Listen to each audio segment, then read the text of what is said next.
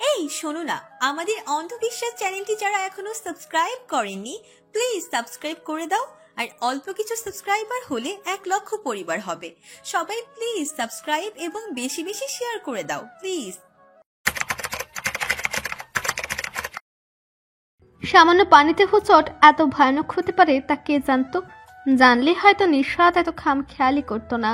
অবশ্যই এজন্য শারমিন বেগমের কম উচ্চ বাচ্চা শুনতে হয়নি তাকে। জসিম সাহেবও ছাড় দেননি।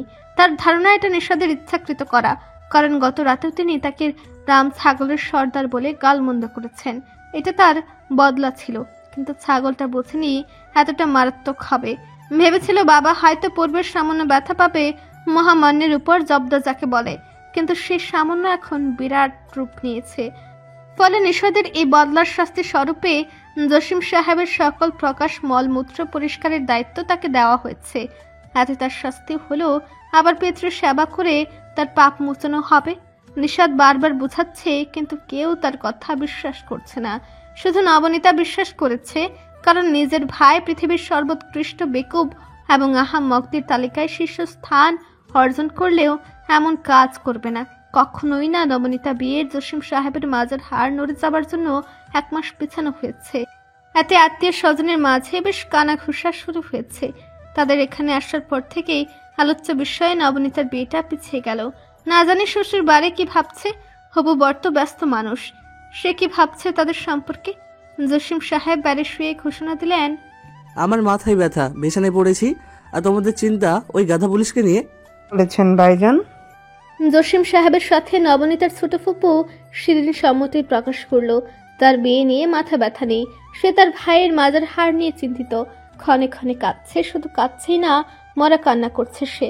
তাকে দেখে যে কেউ ভাববে জসিম সাহেবের নিশ্চয়ই মরণ ব্যাধি হয়েছে। মাত্র কয়েকদিনের সঙ্গী সে। শারমিন বেগম তাকে শান্ত করতে চাইলে উল্টো শারমিন বেগমকে সে চুপ করে দিচ্ছে। ভাবি, তুমি কি মানুষ? ভাইজানের হাড় নড়ে গেছে, আর আমি কাঁদবো না যদি আর জোড়া না লাগে? শারমিন বেগম ক্লান্ত হলেন ননদকে বোঝাতে। নবনীতার শিরিন বেগমের কাজগুলো অনর্থক মনে হচ্ছে, সামান্য বিরক্ত লাগছে। তার অবস্থা দেখে নিজেকে কন্যা হিসেবে অনুভূতিহীন মনে হচ্ছে। অবশ্য এটা তার দোষ নয়, এখন আর কোনো কিছু তাকে স্পর্শ করে না। কিছু মানুষকে কখনো দুঃখ ছুঁই না, তাদের অনুভূতিগুলো হলেও জড় পাথরের ন্যায়। নবনীতা তাদেরই একজন। দুঃখ বিলাসটা তার কাছে কেবলই একটা নাটকীয়তার বহিঃপ্রকাশ। দুদণ্ড নিঃশ্বাস নিতে কেবিন থেকে বেরিয়ে গেল সে। ঘুমানো হয়নি এখনো, মাথায় তীব্র যন্ত্রণা করছে। দোলাকে নিয়ে সামান্য চিন্তিত সে। মেয়েটির সাথে তার দহরম মহরম আছে তা কিন্তু নয়, হাই হ্যালোটুকুই শুধু হয়, মাঝে মাঝে তাও হয় না। কোনো কারণে মেয়েটি নবনীতাকে অপছন্দ করে, শুধু অপছন্দ নয়, ভীষণ অপছন্দ করে। তবু তার ক্ষতি হবে জেনে চুপ করে থাকাটা নির্দয়তার কাজ। এই কাজটি করতে ইচ্ছে করছে না নবনীতার, তাই ফোনটা বের করলো সে। ক্লাসের হোয়াটসঅ্যাপ গ্রুপ থেকে মেয়েটিকে খুঁজে নিল, তারপর ফোন করলো। 2 বার বাজার পর থমথমে কণ্ঠ কানে ভেসে উঠল। আসসালামু আলাইকুম, কে বলছেন? আমি নবনীতা। নবনীতার নাম শুনতেই যে মেয়েটি বেশ বিরক্ত এবং অপ্রসন্ন হয়েছে তার বুঝতে বাকি রইল না দুলার। প্রচন্ড ঝাঁঝালো কণ্ঠে বলল, কি চাই? তুমি কি কলেজে গিয়েছো? না, যাইনি। এই জন্য ফোন করেছো? না, একটা কথা ছিল। বলো। সাবধানে থেকো। কথাটা শুনেই মেয়েটি তার কথা বলার ধরন পাল্টে ফেলল। বেশ উগ্র স্বরে বলল, আমি সাবধানেই আছি, তোমাকে বলতে হবে না। ফ্রি কোথাকার। বলেই ফোনটি রেখে দিল। নবনীতার একটু সময় লাগলো মেয়েটির আচরণ হজম করতে। এতটা উগ্রভাবে বলার কিছুই নেই। সাবধানে থেকে বলাটা অন্যায় নয়, খানিকটা রাগও হলো। এই মেয়ের জন্য এতটা চিন্তিত হবার মানেই নেই। ফোনটা ব্যাগের ভিতর রেখে কেবিনের দিকে পা বাড়াতেই একজনের সাথে ধাক্কা খেলো। মাথা তুলতেই মুখ ফসকে বের হলো, আপনি এখানে? রীতিমতো ফুলের তোড়া এবং হরেক রকম ফল নিয়ে হাজির শান্ত। শান্তকে দেখে বেশ অবাক হলো নবনীতা। শান্ত ঠোঁটের কোনায় হাসি এঁকে বলল, শ্বশুর মশাইকে দেখতে আসলাম, খালি হাতে তো আসা যায় না, তাই সামান্য রোগী দেখার ফর্মালিটিস। গতকাল এত গালমন্দ শোনার পরেও? অবশ্যই, হবু জামাই হিসেবে এটা আমার কর্তব্য। এইটুকু না করলে নিজের চোখে গাদা হয়ে যাব। নবনীতা এখনো ফ্যাল ফেলিয়ে তাকিয়ে আছে। লোকটির কি তার ছেঁড়া, সম্পূর্ণ ছেঁড়া? নবনীতা বিড়বিড় করে বলল, বিয়েটা পেছাতে হবে। বাবাকে 1 মাস বেড রেস্ট দেওয়া হয়েছে। জানি। জানেন? হ্যাঁ জানি, আমিও সে আর্জি নিয়ে এসেছিলাম। যাক, ভালোই হলো, শ্বশুর মশাই আমাকে দোষারোপ করতে পারবেন না। আর আমার হবু বউয়ের সাথে প্রকাশ্যে প্রেম করার আকাশ কুসুম স্বপ্নটাও পূর্ণ হবে। একে বলে সাপও মরল, লাঠিও ভাঙল না। ভালো বুদ্ধি না? শান্ত ওর এতদিনের লুকায়িত মনোবাঞ্ছার কথাখানা কর্ণপাত হতেই নবনীতার কোমল শ্যামলা গালঝোড়ায় রক্ত জমতে লাগলো। শিহরণ বয়ে গেল মেরুদণ্ড দিয়ে। কঠিন হৃদয়টা মুহূর্তের জন্য চঞ্চল হয়ে উঠল। উচাটনের মাত্রা বাড়তে দৃষ্টি সরিয়ে নিল নবনীতা। বিড়বিড় করে বলল, আজাইরা। বিশ্বাস হচ্ছে না? আমার সত্যি এটাই স্বপ্ন, আকাশ কুসুম স্বপ্ন। কি আমার সাথে প্রেম করবে না তুমি? বইয়ে গেছে আমার। বলে কেবিনের দিকে হাঁটা দিল নবনীতা। শান্ত আনমনি হাসল। নবনীতাকে বিরক্তি মাখা মুখখানা তাকে প্রবলভাবে আনন্দ দিচ্ছে। একেবারে বাংলা সাহিত্য যাকে বলে, প্রসন্নদায়ক প্রশান্তি। নবনীতা একটু দাঁড়ালো, পেছনে না ফিরে বলল, হাসি থামান, মানুষ পাগল ভাববে আপনাকে। ভাবলে ভাবুক, পাগলির মনে স্থান করতে একটু পাগল হতে দ্বিধা নেই। বলেই পিছু নিল নবনীতার। নবনীতার মুখে তখন স্মিত হাসির রেশ। অযাচিত সম্পর্কটা মন্দ লাগছে না তো। মদন মোহন তর্কালঙ্কারের কাজগুলো সহ্য বটে, তবে সতেজতা অনুভূত হয়। এই যে দুলার সাথে কথা বলার তিক্ততা এখন হৃদয় থেকে মুছে গেছে, কারণ হৃদয়ের সকল একাগ্রতা না চরম অসহ্যকর মানুষটির প্রতি কেন্দ্রীভূত। জসিম সাহেব মোটেই প্রসন্ন হলেন না শান্তকে দেখে। তার কপালে তীব্র ভাঁজ পড়েছে, চোখে মুখে তীব্র বিরক্তি প্রকাশ পাচ্ছে তার। আরো বেশি বিরক্ত হচ্ছেন আত্মীয় স্বজনের আদিখ্যাতার ঘন ঘটা দেখে। এত সময় তাদের মুখে চিন্তার প্রগাঢ় মেঘ ছিল জসিম সাহেবের জন্য, কিন্তু এই গাধা পুলিশটা আসার পরপরই তাকে নিয়ে ব্যস্ত হয়ে পড়েছে, যেন মানুষ নয় দেবদূত এসে টপকেছে। আর পুলিশটার ঢং তার বিরক্তির মাত্রা সপ্তম আসমানে পৌঁছে দিল। এমন একটা হাব ভাব যেন তার পরম আপনজনের মহা অসুখ হয়েছে। ফুলের তুরা, ফল, হরলিক্স সব মিলিয়ে এলাহি ব্যাপার। জসিম সাহেবের মতে পুলিশ মানেই হাড় কিপটে। সরকারের ধার্য করা বেতন এবং মানুষকে পিষিয়ে যে টাকা তাদের পকেট ভারী হয়ে থাকে তা মোটেই খরচা করতে তারা আগ্রহী নয়। ভেবেছিলেন শান্ত এমন হবে, খালি হাতে দাঁত কেলিয়ে এসে দাঁড়াবে আর জিজ্ঞেস করবে, আঙ্কেল এখন শরীর কেমন? প্রত্যুত্তরে জসিম সাহেব গদগদ মনে স্ত্রীকে টিটকারি দিয়ে বললেন, দেখছো এই ছেলেকে মেয়ের জন্য বাছাই করছো? এ তো গাধাই নয়, হাড় কিপটে। কিন্তু আফসোস এমন কিছুই হলো না। তার কথাগুলো মনে মনে হজম করতে হচ্ছে। এদিকে শান্ত তার পাশের সাইড টেবিলে হরলিক্সের বয়াম রাখতে রাখতে বলল, আঙ্কেল এটা প্রতিদিন খাবেন, হাড় শক্ত হবে। না হলে দোকানদারটাকে জেলে পুরে রাখবো। সে হলপ করে বলেছে এই হরলিক্সে নাকি হাড় শক্ত হয়। এত খরচ করার কি ছিল? তুমি তো দেখি অর্থের মূল্যই বোঝো না। সারাক্ষণই এমন টাকা উড়াও নাকি? তাহলে আমার মেয়েকে কি খাওয়াবে? এই হলো তোমাদের জেনারেশনের সমস্যা। তোমরা টাকাকে ভাবো তেজপাতা, তাই তো ছেড়ে চাবানো তো দুবার ভাবো না। আজ আর জসিম সাহেবের কথায় অবাক হলো না শান্ত। সে সুন্দর নিজের পকেট থেকে রসিদ বের করে বলল, বেশি খরচ করিনি আঙ্কেল, মাত্র 1500 টাকা। এখন হবু শ্বশুর মশাইয়ের মাজা ভাঙায় এইটুকু খরচা তো করতেই পারি। আপনি চিন্তা করবেন না, আমার ব্যাংকে এখনো অনেক টাকা আছে। ঘুষ খাওটাও নাকি? ছি ছি, সেটা তো পাপ। আমার মৃত্যু এবং পরকাল উভয় ভয় আছে। আমি খুব মিতব্যয়ী মানুষ, ভেবে চিন্তে খরচা করি। কিন্তু আঙ্কেল, শ্বশুরের মাজা তো প্রতিদিন ভাঙে না, তাই কার্পণ্য মানায় না।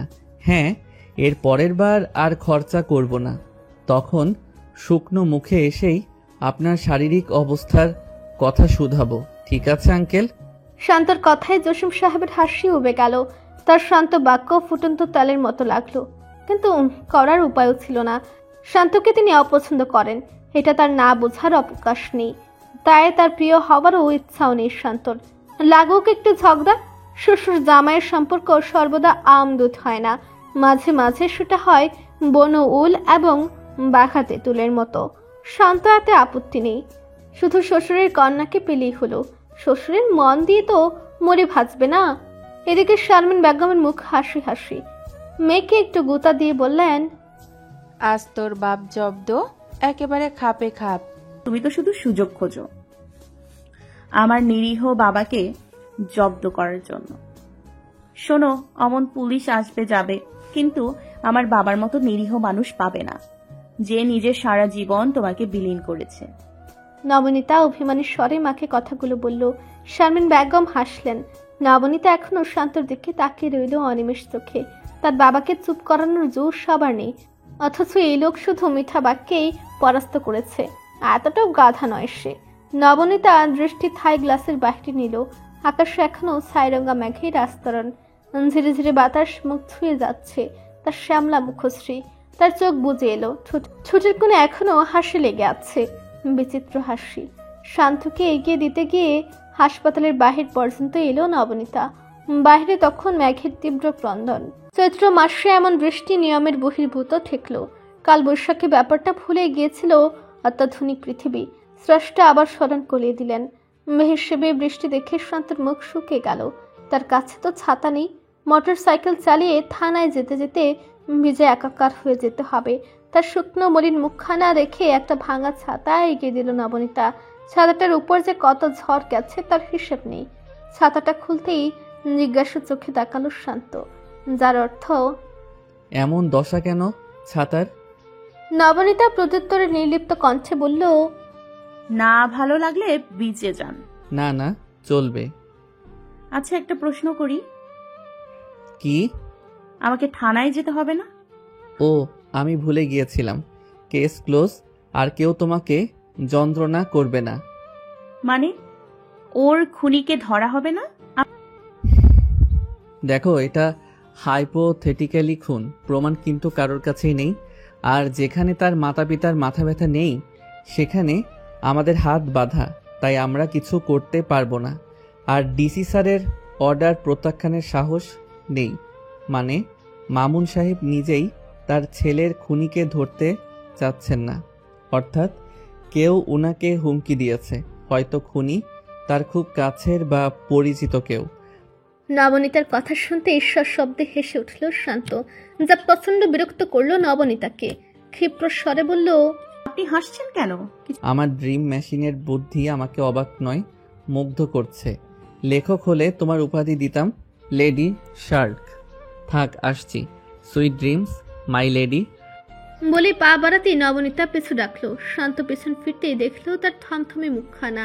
কিছু একটা বিষয় তাকে বেশ ইতস্ততায় ভুগাচ্ছে। শান্ত গাঢ় স্বরে বলল, কিছু বলবে? আমি আবার একটি স্বপ্ন দেখেছি। জানি আপনি বিশ্বাস করবেন না, তবু মনে হলো আপনাকে বলা যায়। কি স্বপ্ন?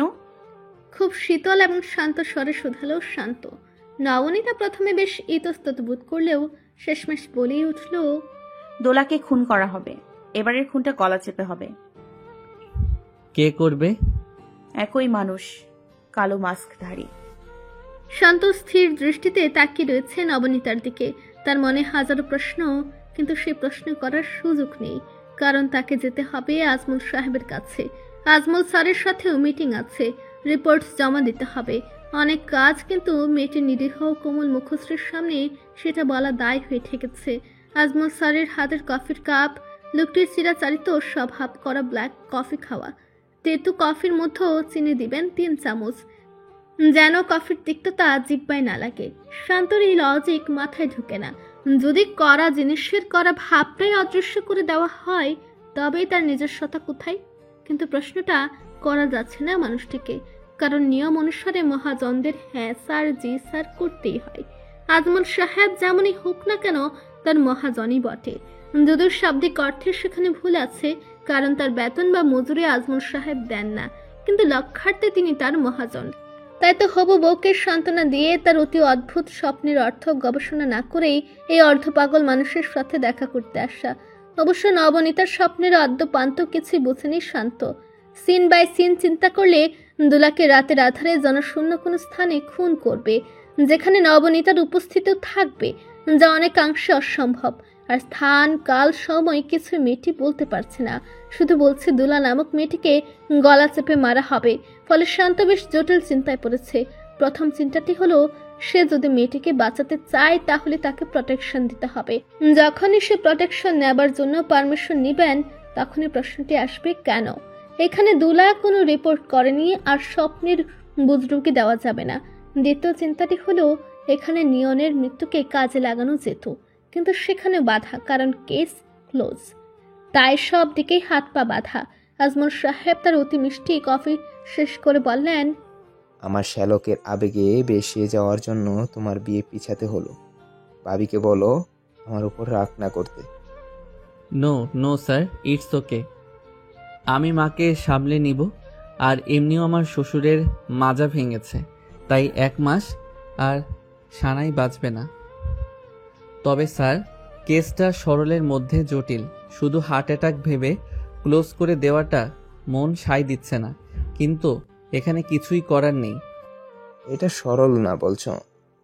অনেক জটিলতা আছে স্যার, অনেক প্রশ্ন আছে। অন্তত সেই প্রশ্নের উত্তর পেলে কনফিউশন থাকতো না। আজমল সাহেব কিছুক্ষণ চুপ করে থাকলেন, তার কপালে প্রগাঢ় ভাঁজ।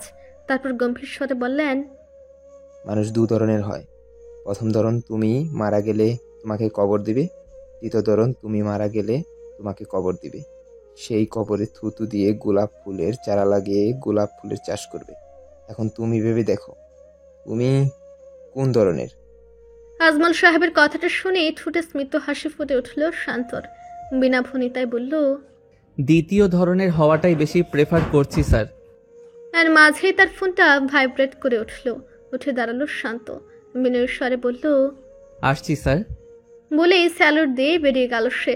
রুম থেকে বের হতেই ফোনটা হাতে নিল। সেখানে ঈশ্বরের নামটা ভেসে উঠল। হাত ছুটি, তাহলে কেন ফোন দিচ্ছে? ফোন ধরতে ঈশ্বরের জোরালো স্বর কানে আসলো, স্যার কি একটু বনানীর এদিকে আসতে পারবেন? কেন বলো তো? আর একটা অদ্ভুত আত্মহত্যার কেস এসেছে স্যার। আমরা কি করতে পারি এতে? সেটা প্রথমে ভাবলেও যে মারা গেছে তার নামটি শুনলে ব্যাপারটাকে এতটা সহজভাবে নিতেন না। মেয়েটির নাম দোলা এবং এই মেয়েটির নাম নিয়নের সুইসাইড নোটে লেখা ছিল। ঘন্টা 5 আগে মেয়েটিকে তার ফ্ল্যাটের ঝুলন্ত অবস্থায় পাওয়া যায়। তার রুমমেট, প্রতিবেশী, দারোয়ান মিলে তাকে সেখান থেকে নামিয়ে হাসপাতালে নিয়ে যায়। সেখানেই তাকে মৃত ঘোষণা করা হয়। ঈশ্বরের কথাগুলো বেশ স্থির চিত্তে শুনল শান্ত। কিছু সময় সব তথ্য ধারণ করলো মস্তিষ্কে নিউরনে বেশ রেশারেশি চলছে। নিয়নের মৃত্যুর রহস্য যতটা জটিল মনে হয়েছিল তার থেকেও অধিক জটিলগুলোই ক্রমশ গিট লাগছে। শান্ত কিছু সময় মৌন থেকে শীতল কণ্ঠে বলল, ময়না তদন্ত করিয়েছে? জি স্যার, রিপোর্টে দাড়িতে ফাঁসের জন্য দম বন্ধ হয়ে মৃত্যু হয়েছে। কেসটা কি আমাদের থানায় এসেছে? না স্যার, বনানীতে এসেছে। তুমি জানলে কি করে? Media sir, already news media cover করেছে ব্যাপারটাকে। মিডিয়া শব্দটি শুনতেই অবাক হলো শান্ত। কপালে পড়ল ভাঁজ। বিস্মিত কণ্ঠে বলল, মিডিয়া? আমি যতটুকু জানি দোলা মেয়েটির তেমন কোনো পপুলারিটি নেই, খুব বড় মাপের কারোর সন্তানও নয়।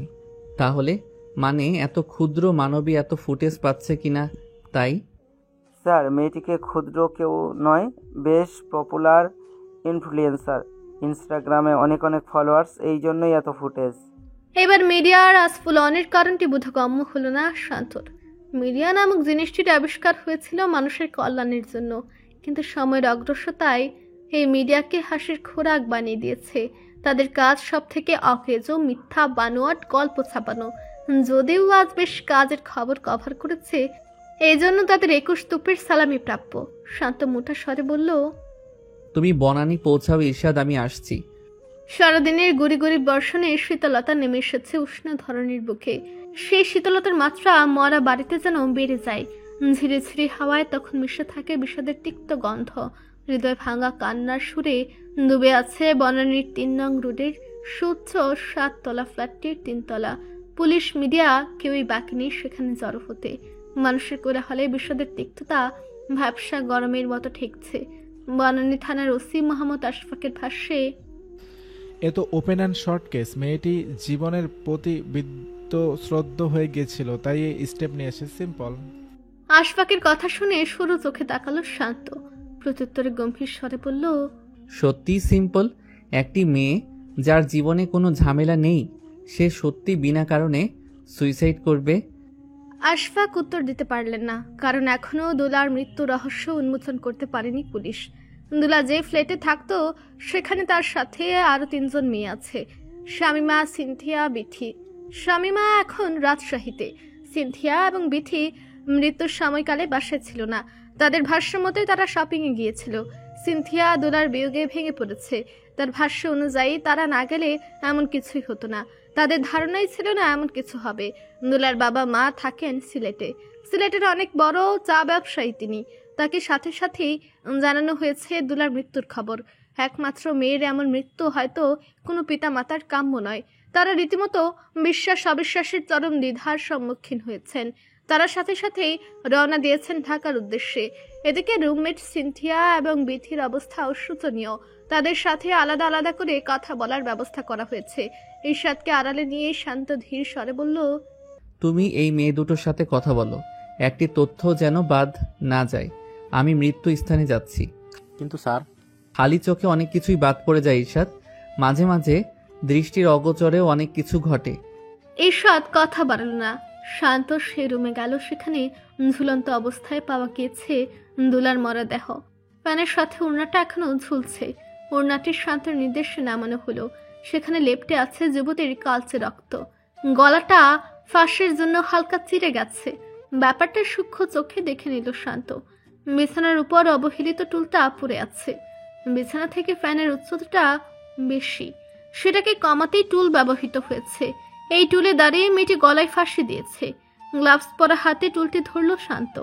তারপর পাশে দাঁড়িয়ে থাকা কনস্টেবল ইয়াসিনকে বলল, টুল সহ ফ্যান থেকে বিছানার উচ্চতাটা মাপো। কেন স্যার? বারে আত্মহত্যাটা সত্যি আত্মহত্যা কিনা যাচাই না করেই সেটাকে ঘোষণা কি যথার্থ? আপনার ধারণা এটা আত্মহত্যা নয়? আমার ধারণা এখন নির্বিকার।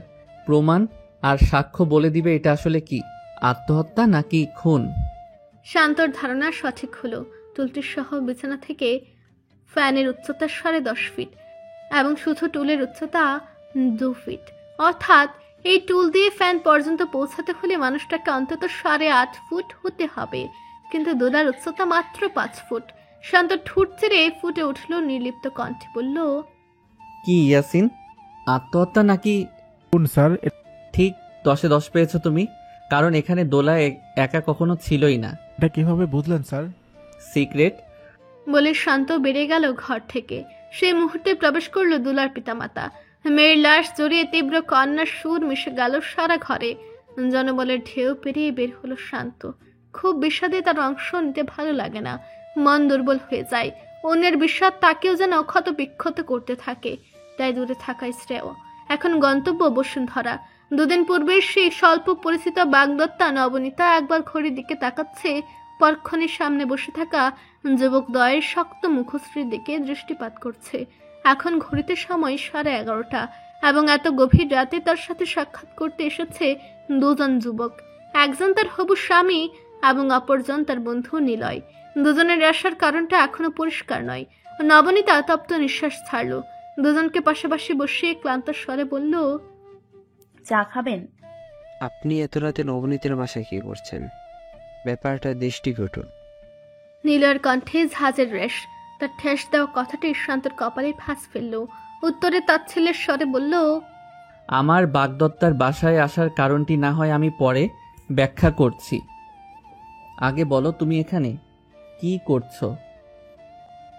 বন্ধু হিসেবে 11:30টার দিকে আসাটা খুব সুন্দর দেখায় কি, যেখানে তুমি জানো বাসায় কেবল নবনীতা এবং নিশাদ আছে। শান্তর ধারালো প্রশ্নটি যেন জ্বলন্ত লাভার মতো ঠেকল। নীলয় অস্থির স্বরে বলল, ও আজ কলেজে আসেনি, তাই চিন্তা হচ্ছিল। তার উপর আঙ্কেল অসুস্থ, তাই যদি কিছুর প্রয়োজন কিনা জানতে আসা। কেবল এই কারণে? তাও 11:30টায়? আমি ব্যস্ত ছিলাম এত সময়। দোলা খুন হয়েছে সেই খবর পেয়ে কি আসা? শান্তর নির্লিপ্ত প্রশ্নে হতচকিত হলো নীলয়। সাথে সাথেই কাজ ভাঙার তীব্র ঝংকার কানে এলো। সামনে তাকাতেই দেখা গেল নবনীতার হাত থেকে গাল গলিয়ে পড়ছে রক্ত। শান্তর সাথে সাথে বসা থেকে উঠে ছুটে গেল তার কাছে। যার কাপ সহ ট্রেটি পড়ে গেছে হাত থেকে। সেই ভাঙা কাছেই হাত কেটেছে। শান্ত কাছে যেতেই নবনীতা বিড়বিড় করে বলল, আমি এবারও পারলাম না। ওকে সাবধানে থাকতে বলেছিলাম, কিন্তু ও শুনলো না আমার কথা। নবনীতার প্রলাপের মাত্রা বাড়ল। তার হাত থেকে রক্ত পড়ছে, কিন্তু সেদিকে তার খেয়াল নেই। এমনকি এটা ভুলে গেল সেখানে নিলয়ও আছে। নবনীতা শান্তর মুখের দিকে চেয়ে অসহায় স্বরে বলল, আমি ওকে বলেছিলাম, ও বিশ্বাস করেনি। শান্ত তার কথা উপেক্ষা করে পকেট থেকে রুমাল বের করে হাত চেপে ধরল মেয়েটির ক্ষত বিক্ষত হাত। বুঝতে বাকি রইল না মেয়েটির তার নিয়ন্ত্রণ হারিয়েছে। সাদা রুমালটি নিমেষে রঙিন হলো লোহিত বর্ণে। শান্ত নিজের শক্ত রুক্ষ হাতে আগলে রাখলো আহত হাতটি। চোখে অস্থিরতা, যেন এই ক্ষত তাকে বড্ড বিচলিত করছে। এদিকে বিড়বিড় করে বলা কথাটা নিলয়ের শ্রবণ ইন্দ্রিয় এড়ালো না।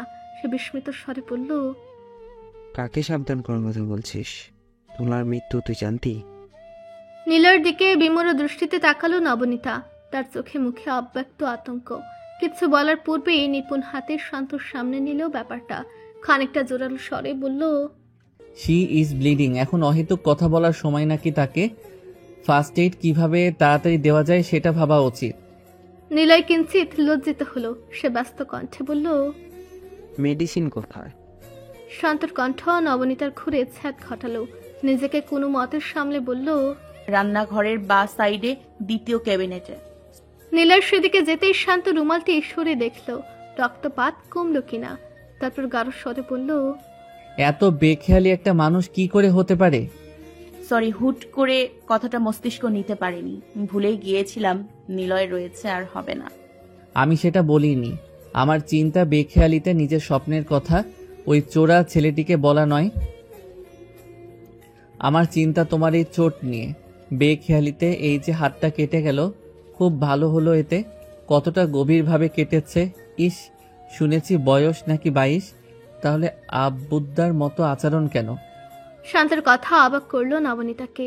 সে একরাশ বিস্ময় নিয়ে তাকিয়ে আছে সামনে থাকা শ্যাম পুরুষের দিকে। লোকটির চোখে মুখে চিন্তার রেশ। তা শুধুমাত্র নবনীতার জন্য। গত দুদিন যাবৎ তাকে কেমনই ছ্যাবলার মতো লেগেছে। অহেতুক কারণে রসিকতা, অহেতুক কারণে ফাজলামি, ছ্যাবলামি। কিন্তু এখন তেমন লাগছে না। আচ্ছা, সিরিয়াস অবস্থায় কি সব পুরুষদেরই এমন এতটা মোহনীয় লাগে? নবনীতার সম্বিত ফিরল নিলয়ের কথায়। সে ব্যস্ত গলায় বলল, হাতটা দেখি, রক্ত বন্ধ হয়েছে। শান্ত তার অযাচিত ভাবে দরদ দেখানোতে বিরক্ত হলো। তির্যক দৃষ্টিতে তাকালো ছেলেটির দিকে। ছেলেটি নবনীতার হাত থেকে রুমালটি খুলে অবহেলায় ফেলে দিল মেঝেতে। তারপর হেক্সোসল দিয়ে শুকিয়ে যাওয়া কালচে রক্তটুকু মুছে দিল যত্নের সাথে। তারপর স্যাভলন লাগিয়ে চিন্তিত স্বরে বলল, গভীরভাবে কেটেছে, একটা টেটিনাস নিয়ে নিস। কাছে কাটলেও টিটেনাস দিতে হয় প্রথম শুনলাম। তীক্ষ্ণ স্বরে কথাটা বলল শান্ত। নিলয় কিছু বলার পূর্বেই নবনীতা বলল, আমি ঠিক আছি, অহেতুক চিন্তায় ফেলানোর জন্য সরি। নিতু, নিজের ইনহিউম্যান ভাবা বন্ধ কর। সবাই চোট পায়, সবাই আহত হয়, যন্ত্রণা সবার হয়, সেটা প্রকাশ করা দোষের নয়। তাই এই রোবট হওয়াটা বন্ধ কর। নবনীতা নিজের ক্ষত বিক্ষত হাতের দিকে তাকালো। তার সত্যি এই ক্ষত, এর যন্ত্রণা উপলব্ধি হচ্ছে না। যে যন্ত্রণা সমস্ত হৃদয় জুড়ে বিস্তৃত, তার সামনে এই সামান্য রক্তক্ষরণ ছেলে মানুষ মাত্র। শান্ত নবনীতাকে বাহু ধরে মেঝে থেকে তুলল। সোফায় বসিয়ে নীলের দিকে তাকিয়ে বলল, এখন তোমার বাড়ি যাওয়া উচিত। রাত অনেক হয়েছে, আর নবনীতার রেস্টের প্রয়োজন। আর আপনি? আজ এখানে কাঁথা কম্বল পেতে বসার ইচ্ছে আছে। আপত্তি আছে তোমার? শান্তের কথা শুনে নবনীতার চোখ বিস্ফোরিত হলো। এলেও কাজ সত্যি এখানেই ঘাটে গাড়বে? পাগল নাকি? নবনীতা কিছু বলার আগে শান্ত তার দিকে তাকিয়ে বলল, তোমার হবু শাশুড়ি মায়ের আদেশ। আমি আবার আদেশ পালনে এক্সপার্ট।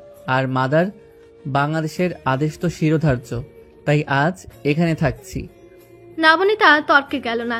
এমনিতেই আজ মনটা বড্ড দুর্বল। দোলার মৃত্যু মানতে পারছে না সে।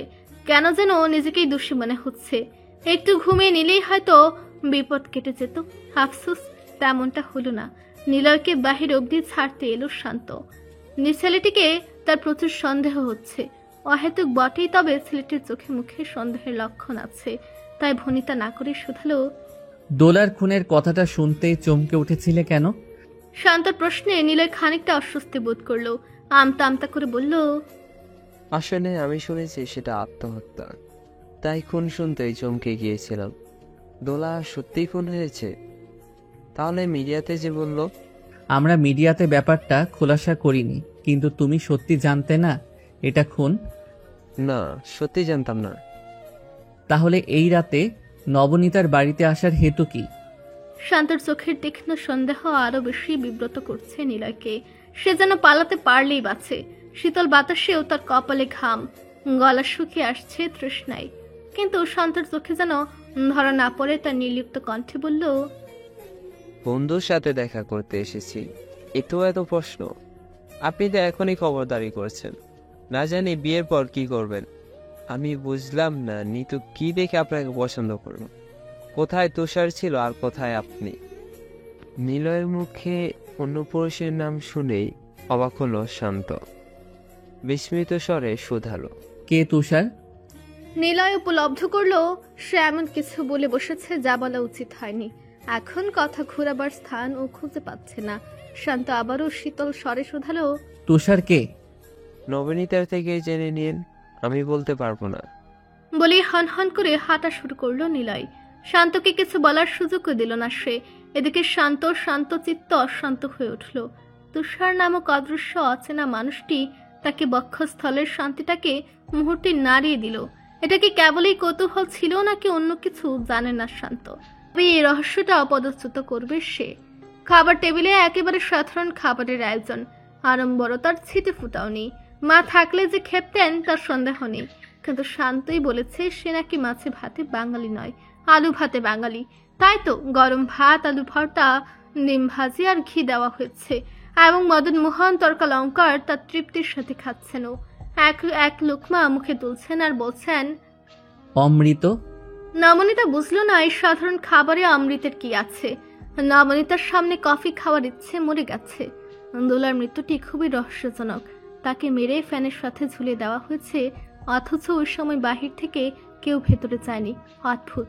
নবনীতা যখন চিন্তায় বিভোর তখন শান্তর কণ্ঠ কানে এলো, আচ্ছা, এই তুষারটা কে? তুষার নামটি শোনা মাত্র খানিকটা চমকে উঠল নবনীতা। বিবর্ণ হয়ে উঠল শ্যামা মুখখানা। কফিতে চুমুক দিয়ে যেতেও থেমে গেল নবনীতা। তার চোখে মুখে অব্যক্ত অস্বস্তি লক্ষ্য করল শান্ত। তার কপালে গাঢ় ভাঁজ, বারবার হাতের বৃদ্ধাঙ্গুলি অন্য হাতের তালু ঘষছে। শান্ত ভাতের লোকমা মুখে তুলতে তুলতে বলল, বলতে না চাইলে জোর করব না, সব কথা আমার জানতে হবে জরুরি নয়। শান্তর কথাটি কান অব্দি পৌঁছাতেই কিঞ্চিত মিয়ে গেল নবনীতার মুখশ্রীতে বিষাদের মেঘা মেদর ছেয়ে গেল। বিলীন চোখে কফির মগটির দিকে তাকিয়ে ধীর স্বরে বলল, তুষার নামটির সাথে জড়িত স্মৃতিগুলো ঠিক লুকানোর মতো কিছুই নয়। সবার অতীত থাকে। ভেবে নিন আমি তুষার আমার অতীতের কোনো অধ্যায়ের কিছু পাতা মাত্র, যে পাতাগুলোর এখন আর বইয়ের কোথাও স্থান নেই। তোমার মতো নারীরও তাহলে অতীত ছিল? কেন, আমার অতীত থাকতে পারে না? না না, এমনটা নয়। আসলে তুমি হৃদয়হীনা কিনা তাই আর কি সন্দেহ হচ্ছে। এই কঠিন হৃদয়ে যে পুরুষ স্থান পেয়েছে না জানি সে কতটা প্রতিভাবান, চমৎকার। শান্ত রসিকতার ছলে বলা কথায় ম্লান হাসল নবনীতা। স্বগক্তির ন্যায় বলল, মানুষ সর্বদা একরকম থাকে না, মাঝে মাঝে পরিস্থিতির কাঠিন্য তাকে বদলে দেয়। শান্ত আর কিছু শুধালো না, আসলে চাইল না। তুষার নামটি হৃদয়ে ছোট মাছের কাটার মতো বিঁধলেও সে নবনীতাকে আর শুধাবে না কিছু। মাত্র দুদিনের সম্পর্কের জোর এতটা প্রবল নয়, তাই অহেতুক মাথা ব্যথা হতে ইচ্ছে হচ্ছে না তার। সময় হোক। নবনীতা নিজ থেকেই তার বক্ষস্থলে জমিত কথাগুলো বলবে বলে তার ধারণা, তাই সব ছেড়ে খাওয়াতে মনোনিবেশ করলো শান্ত। শান্তর বিছানা করা হলো বসার ঘরে। সোফা কাম ব্যাটটা টেনে খাটের মতো ব্যবস্থা করে দিয়েছে নিশাদ। নবনীতার বাসায় ঘর 3টে। নিশাদের পরীক্ষা বিধায় সে রাত জাগবে, ফলে শান্ত সেখানে ঘুমোতে পারবে না, কারণ আলো জ্বালিয়ে ঘুমানোর অভ্যাস তার নেই। তার ঘর হতে হবে অন্ধকারে নিমজ্জিত কোনো গর্ত, যেখানে আলোর বিন্দু মাত্র ঠাঁই নেই। সেরকম হলেই তার ঘুম আসে, নয়তো রাত 5-4-এর মতো জেগেই কাটাতে হয়। বাকি রইল নবনীতার ঘর। শান্ত রাতে আপত্তি ছিল না, কিন্তু নবনীতার চোখ রাঙানোর সামনে সেই আবদারটা গলাধকরণ করতে হলো তার। আর জসিম সাহেবের ঘরে সে মোটেই থাকবে না, ফলে তার ঠাঁই হলো এই বসার ঘরে। নবনীতা তার সোফার পাশে পানির বোতল রাখতে রাখতে বলল, অহেতুক এই প্যারাটা মাথায় নিলেন, কি দরকার ছিল? তুমি সত্যি হৃদয়হীনা ড্রিম মেশিন। কোথায় আমার জন্য কষ্টে তোমার বুকে সিডরের মতো ঝড় উঠবে, আমার হাতে হাত রেখে বলবে, প্রিয়, তোমার ভালোবাসা আমি জীবনের বিনিময়ে আগলে রাখবো। তা না, বলছো প্যারা কেন মাথায় নিলাম। হ্যাঁ, সে মনিও কয়টা হবুবার দেখেছো সকালে ডিউটি থাকা সত্ত্বেও রাতের বেলা এসে পাহারা দেয় বউকে? আমি কি আপনাকে থাকতে বলেছি? তা বলনি, কিন্তু আমি বুঝি আমার থাকাতে তোমার ভালো লাগছে। শান্তর কথাটি শুনে মুখে বিরক্তির শব্দ করলো নবনীতা। বিরক্তি মাখা কণ্ঠে বলল, এত অসহ্য মানুষ হয়? বলে হন হন করে নিজ ঘরে চলে গেল। শান্তর মুখে প্রশান্তির হাসি। আজকের মতো নবনীতাকে জ্বালানোর মিশন শেষ। নিজের বিধ্বস্ত দিনের ক্লান্তি জড়তা মুহূর্তেই বিলীন হয়ে গেল এই ক্ষুদ্র ক্ষুদ্র খুনসুটির আলোক ছটায়। মেয়েটির রক্তিম রাগী মুখশ্রী যেন চ্যারি অন দ্য টপ। তবে এসবের মাঝেও একটি জিনিস মস্তিষ্ক থেকে বিচ্যুত হচ্ছে না। বিশ্বাস না করতে চাইলেও এটা সত্যি যে নবনীতার স্বপ্ন সত্যি হচ্ছে। শুধু তাই নয়, খুব বাজে ভাবে সত্যি হচ্ছে। সায়েন্টিফিক্যালি, লজিক্যালি এই ঘটনা অসম্ভব। নবনীতা ভণ্ডামি করছে এটা বলতে পারছে না, কারণ সে আগ থেকেই তাকে দোলার মৃত্যুর কথা শান্তকে জানিয়েছিল। যদিও না চাইতেই বাজে একটা ধোঁয়াশা চিন্তা মনে আসছে, কোথাও এই মৃত্যুগুলোর সাথে নবনীতা জড়িত নয় তো। কিন্তু সেখানেও পাজল মিলছে না। দোলাকে খুন করা হয়েছে এটা শিওর হবার কারণ ওড়নাটির খুব একটা লম্বা ছিল না, চুলের উচ্চতাও ছিল 2 ফুট। আর দোলার উচ্চতা এত বেশি নয় যে সে গলায় সেই টুলে দাঁড়িয়ে ফ্যান অবধি পৌঁছাতে পারে। শান্তর ধারণা খুনি দোলাকে হত্যা করেছে। তাকে ফ্যানের সাথে ঝুলানো হয়েছে হত্যার পর। পরবর্তীতে সেটা আত্মহত্যা রূপে দেখাতে টুলটি ব্যবহার করা হয়েছে। খুনি খুব চালাকও বটে, চতুরতার সাথে দোলার ফুটপ্রিন্টও তুলে রেখেছে, অথচ নিজের কোনো ফিঙ্গারপ্রিন্ট নেই। এই খুনের সাথে নবনীতা জড়িত থাকলে তার পক্ষে এতগুলো কাজ করা সম্ভব নয়, কারণ নবনীতার উচ্চতা এবং জীর্ণশীর্ণ শরীরের পক্ষে এমনটা করা সম্ভব নয়।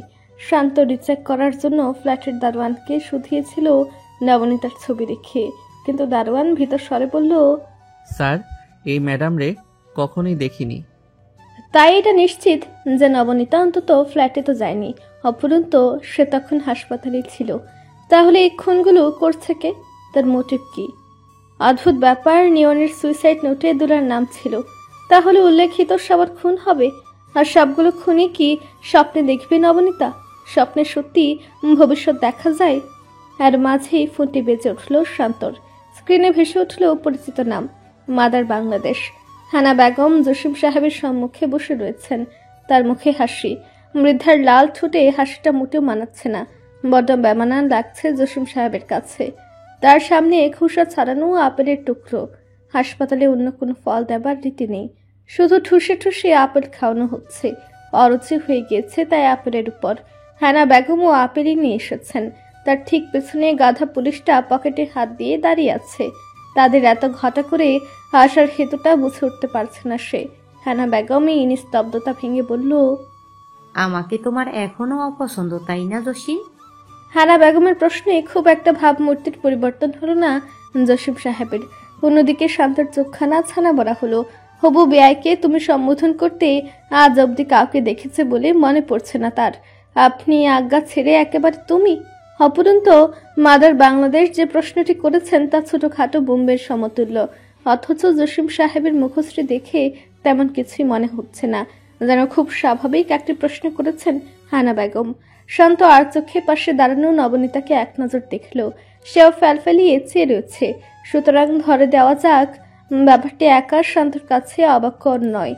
হানা বেগম দীর্ঘশ্বাস ফেলে বললেন, কিছুই করার নেই, তুমি পছন্দ করো বা না করো, নবনীতা আমার ঘরের বউ হচ্ছে এবং তোমার আমাকেই ইহকাল সহ্য করতে হবে। মামার বাড়ির আবদার? আবদার বলো বা রাহাজানিই বলো, এইটুকু অধিকার আমার আছে। আর আমার ছেলে তো কম নয় কিছুতে। নিজের নোট ছেঁড়া হলেও সবাই সেটা কেন চালিয়ে যেতে চাই? তোমার অবস্থা তেমন হয়েছে। জসিম সাহেবের কথায় শব্দ করেই হাসলেন হানা বেগম। মোটামুটি তার অমতকে তাচ্ছিল্যে উড়িয়ে দিয়ে বললেন, যেমনটা তুমি নিজেকে চালাতে চেয়েছিলে। মাদার বাংলাদেশ এবং জসিম সাহেবের কথোপকথনে খটকা লাগলো শান্তর। আনমনে একটি নিন্দনীয় চিন্তা উকি দিল। যদিও ছেলে হিসেবে এমনটা ভাবা নিতান্তই অশোভনীয়, কিন্তু মানুষের চিত্তে সর্বদাই নিকৃষ্ট চিন্তাটাই প্রথমে হানা দেয়। তাই অভ্যন্তর চিন্তাটি শান্তর মাথায় এলো। কোনো সময় কি এদের মাঝে কোনো সম্পর্ক ছিল, অর্থাৎ প্রেম ঘটিত সম্পর্ক? সাথে সাথে মাথা নাড়িয়ে চিন্তাটিকে ঝেড়ে ফেলার চেষ্টা করলো সে। মাদার বাংলাদেশের মতো চরিত্রের পক্ষে জসিম সাহেবকে পছন্দ করা অসম্ভব, কিন্তু এটুকু সে নিশ্চিত কেবল সামিয়া ভাবিকে বাগে পাওয়ার জন্য নবনীতাকে পছন্দ করা নয়, কারণটি অন্য। সামিয়ার শান্তর বড় ভাই মারুফের স্ত্রী। কথায় আছে, এক বনে কেবল একটি রাজ্যই থাকতে পারে। কথাটি হানা বেগমের ক্ষেত্রে প্রযোজ্য। তার এতদিনের সংসারটি হলো তার রাজত্ব। সেই রাজত্বে হুট করে অন্য রমণীর হস্তক্ষেপ তো মেনে নেওয়া যায় না, তাও যদি টক্করের কেউ। সামিয়া মেয়েটি যেমন গুণবতী তেমনই বুদ্ধিমতী। সে এক হাতে তার চাকরি সামলাচ্ছে, অন্য হাতে সংসার। কোনো স্থানে কোনো কমতি নেই, কিন্তু সেখানেই সবচেয়ে বড় সমস্যার সৃষ্টি হলো সে সর্বদাই হানা বেগমের সব কথাই বা হাত বা ডান হাতের সাথে সাথে নিজেও ঢুকে পড়ে। হানা বেগম যদি ডানে যেতে বলে সে যায় বামে।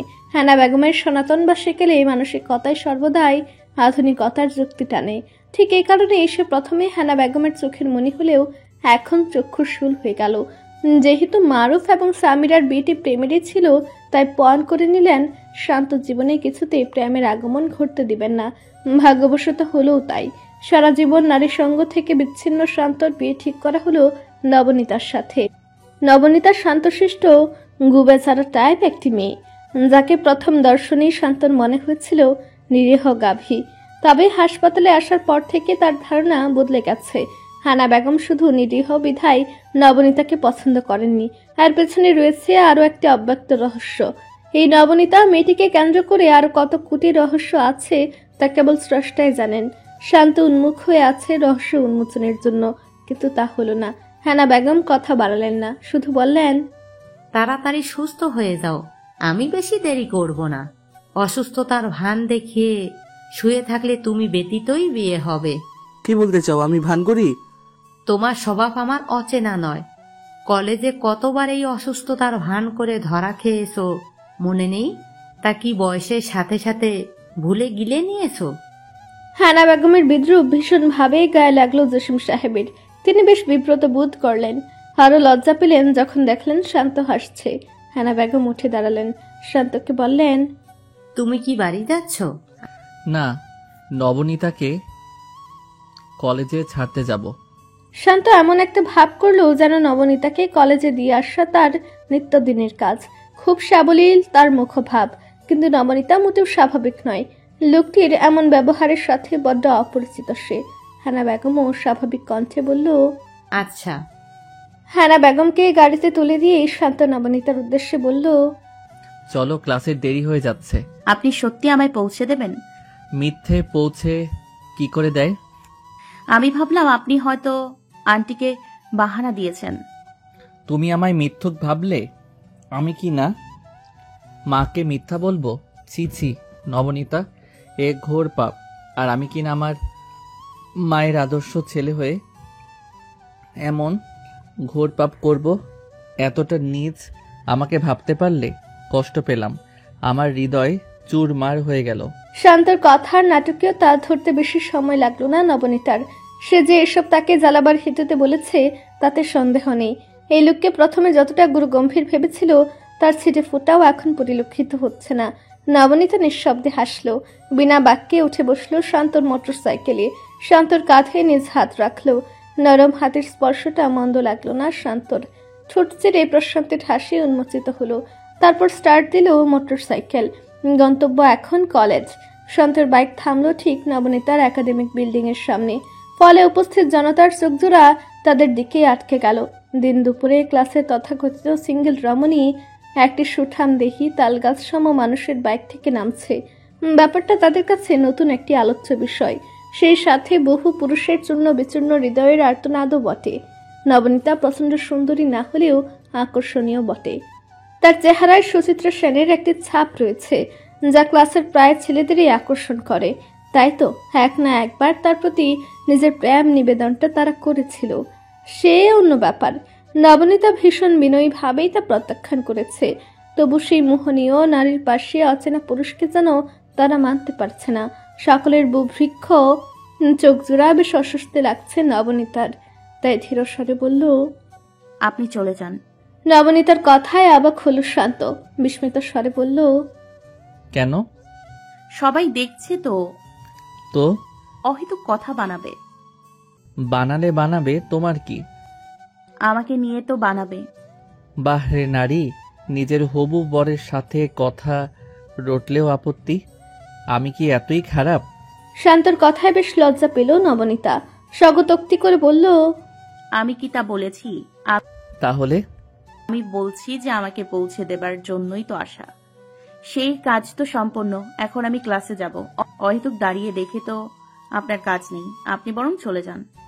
কে বলেছে আমার কাজ নেই? আমার এখানে অনেক কাজ। সেটা না করে তো আমি যাচ্ছি না। কি কাজ? বারে স্বীকার করব না, খুনি তো এখানেই ঘুরে বেড়াচ্ছে। কথাটির জন্য মোটেও প্রস্তুত ছিল না নবনীতা। চোখে মুখে ভেসে উঠল তীব্র বিস্ময়, কৌতূহল। ক্ষণিকের জন্য মনে হলো শান্তর চোখের ভাষা বদলে গেছে। এত সময়ের দুষ্টুমিগুলো যেন উবে গেল। মুহূর্তে তীক্ষ্ণতা পরিলক্ষিত হলো। ঠোঁটের কোণে লেপ্টে থাকা হাসিটুকু বোধগম্য হলো না। এক মুহূর্তের জন্য মনে হলো এই মানুষটিকে অচেনা লাগতে শুরু হলো।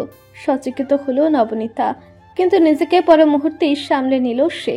ধীর স্বরে বলল, খুনি ধরা পড়েছে? না, এখনো ধরা পড়েনি, তবে খুনি তোমার পরিচিতই কেউ। এতটা নিশ্চিত কি করে হচ্ছেন? শান্ত ঠোঁট বাঁকিয়ে হাসল।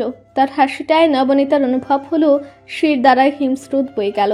শান্ত হাসি অক্ষত রেখে বলল, দোলার বয়ফ্রেন্ড ছিল জানতে? হ্যাঁ, সময় নামের একটি ছেলে। একেবারে 10-এ 10। এই না হলে পুলিশের বউ। কিন্তু আসলে সময় ছেলেটির সাথে দোলার সম্পর্কটা ভেঙে গিয়েছিল, যাকে ইংলিশে বলা হয় ব্রেকআপ। তাদের এই ব্রেকআপটা প্রায় 4 মাস পূর্বেই হয়েছে, কিন্তু সেই ছেলেটি মোটেই এটা মেনে নিতে পারছিল না টু লাভ করতো কিনা। তাই সে দোলাকে নানাভাবে হ্যারাস করা শুরু করে। শুধু তাই নয়, ছেলেটা তাকে আপত্তিকর ছবি দিয়েও ব্ল্যাকমেইল করতে থাকে।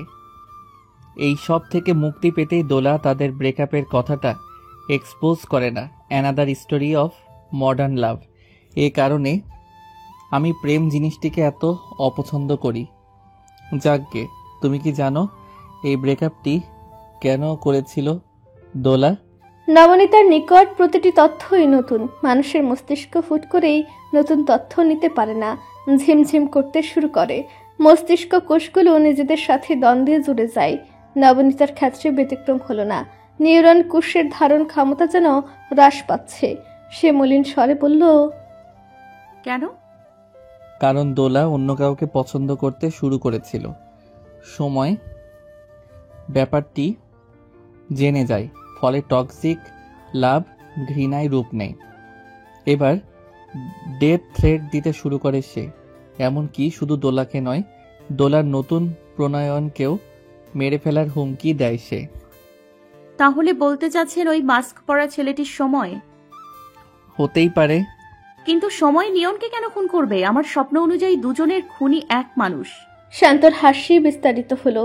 সে কপালে আসা চুলগুলো দায়সারা ভাবে হাতে হাতে পেছনে ঠেলে গাঢ় স্বরে বলল, দোলার নতুন প্রণয়নকে জানতে চাইলে না তো?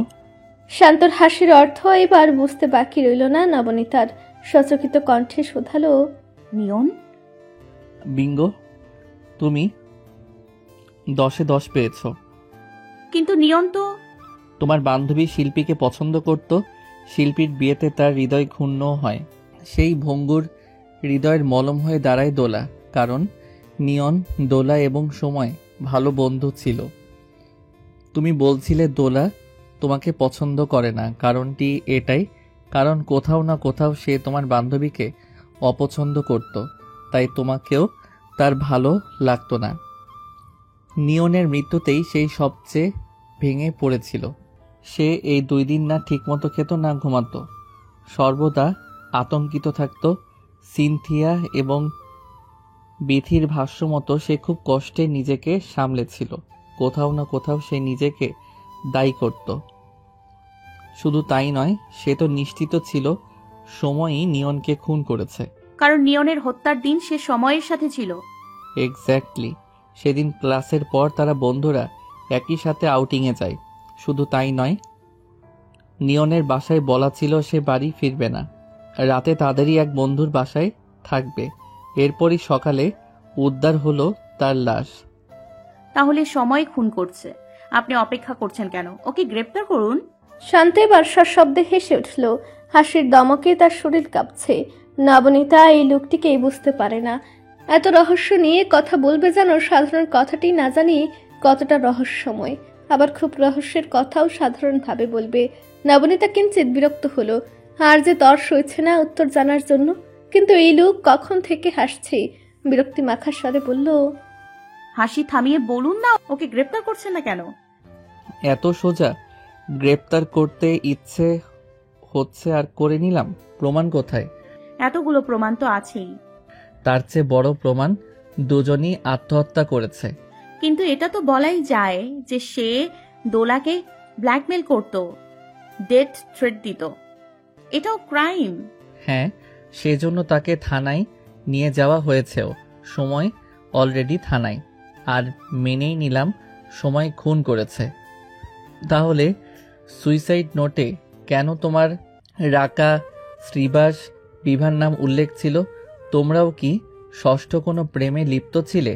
শুধু তাই নয়, আরও একটি ধাঁধা আছে।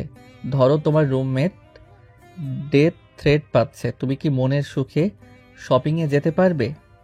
নবনীতার এবার মাথা ঘুরবার জোগাড় হলো। কেস জটিল থেকে জটিলতরই হচ্ছে।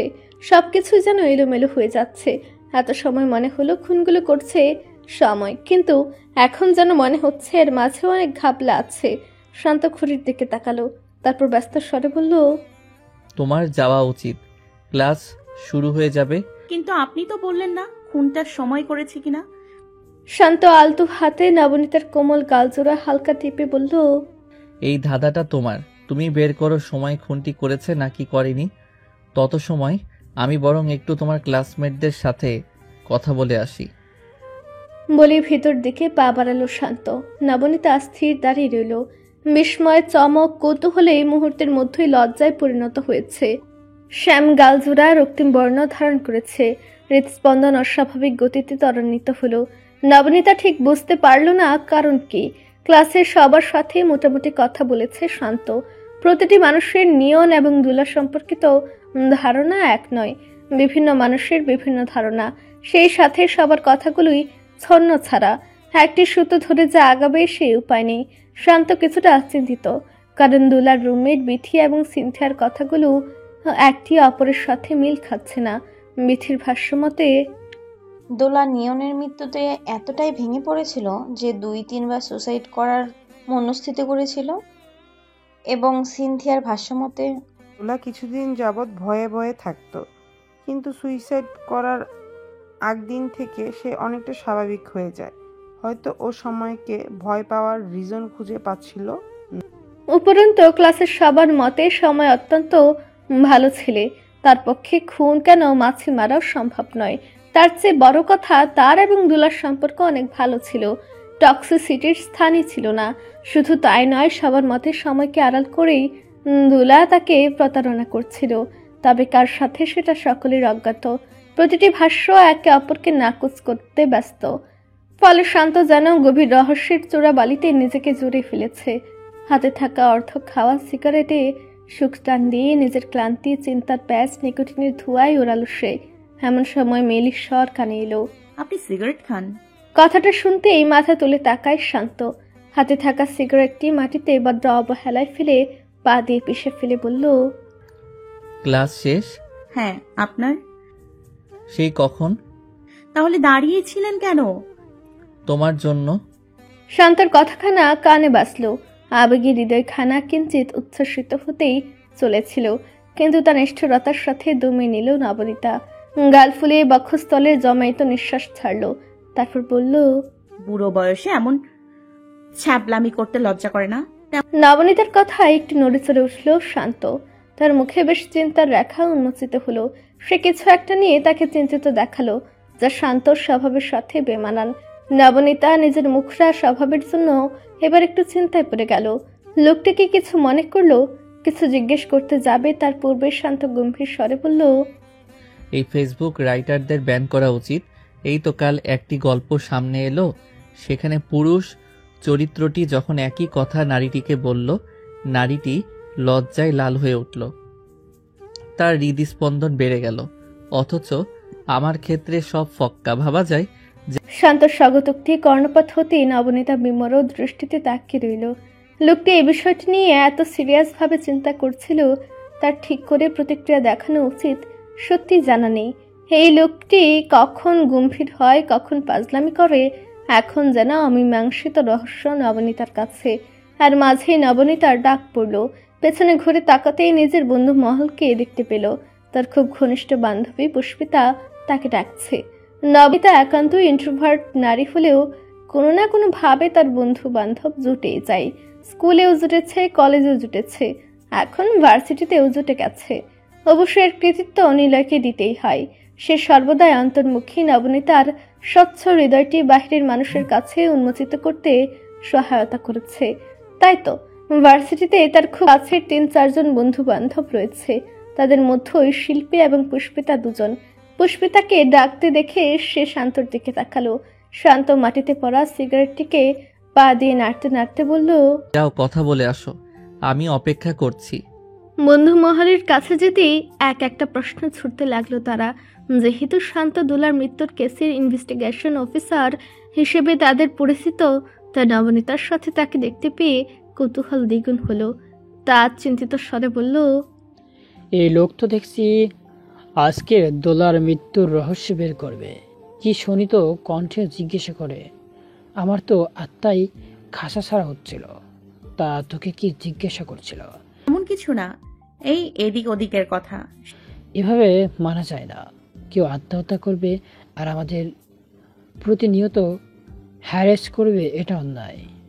একটা বিহিত করা প্রয়োজন। আমি ডিপার্টমেন্টের জনাব, দরকার পড়লে একাডেমিকে যাব। তাজ ছেলেটি বরাবরই নাচনে বুড়ি।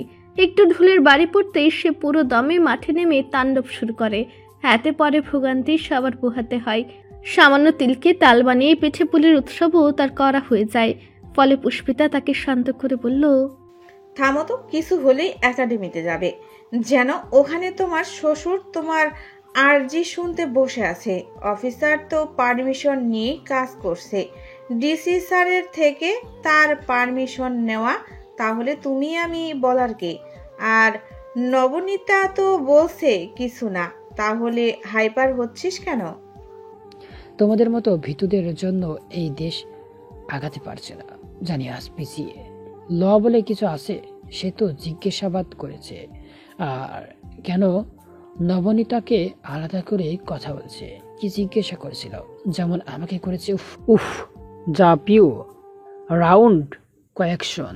নিশ্চয়ই নবনীতাকেও সেভাবে প্রশ্নের বানিয়ে হত্যা করেছে। কিরে নবনীতা বল। এবার আর মনও থাকতে পারল না। পানি মাথার উপরে উঠে যাচ্ছে বিধায় বাধ্য হয়ে বলল, সে আমার জন্য অপেক্ষা করছিল ঠিকই, কিন্তু জিজ্ঞাসাবাদের জন্য নয়, আমাকে বাড়ি নিয়ে যাবার জন্য। কারণ উনি আমার বাগদত্তা। বাগদত্তা শব্দটি বিস্ফোরকের ন্যায় কাজ করলো। পিলে চমকে উঠল যেন সবার। মুখশ্রী ফ্যাকাশে হয়ে গেল তাজের। বিড়বিড় করে বলল, এই বেটারকে তুই বিয়ে করেছিস? মানে এই খচ্চর পুলিশকে? তাজের কথাকে উপেক্ষা করে পুষ্পিতা বলে উঠল, তুই সত্যি বিয়ে করেছিস নবনীতা? আমরা তো কল্পনাও করিনি তুই তুষারের পর অন্য কাউকে সুযোগ দিবি। সত্যি ভালো লাগছে রে, অতীত ভুলে তুই এগিয়ে যাচ্ছিস। পুষ্পিতার কথায় কৃত্রিম হাসি ছোটে আঁকল নবনীতা। অতীত কি সত্যি এত সহজে ভোলা যায়? অতীত সেই চোরাবালির মতো, তার টান কাটানো সত্যি অসাধ্যকর। এই মুক্তির জন্য খুব শক্ত মজবুত দড়ির প্রয়োজন হয়। নবনীতা একবার শান্তর দিকে চাইল। শান্ত কি সেই দড়ি হতে পারবে? কে জানে। শান্ত ক্ষণে ক্ষণে ঘড়ি দেখছে। নবনীতাকে হাসপাতালে ছেড়ে থানায় যেতে হবে। সময় ছেলেটিকে কাস্টাডিতে নেওয়া হয়েছে জিজ্ঞাসাবাদের জন্য। তার ল্যাপটপ, মোবাইল সবকিছু এখন সাইবার ক্রাইম ব্রাঞ্চে জমা করা হয়েছে। মিথি এবং সিনথিয়া যে এলিগেশন তার উপর দিয়েছে সেটার সত্যতা প্রমাণের জন্য এই ব্যবস্থা। তার সকল drive, hidden pen drive, hard disk সব কিছু চেক করা হবে। পাজলের একটি অংশ মিললেই সবগুলো মিলতে শুরু হবে। আর মাঝেই পকেটে থাকা মোবাইলটা ভাইব্রেট করে উঠল। সেটা বের করতে ঈর্ষাদের মেসেজ পেল, যাতে লেখা, স্যার রেজাল্ট শূন্য, সময়কে ছাড়তে বাধ্য হয়েছি, লাইট ডিটেক্টরও লাভ হয়নি।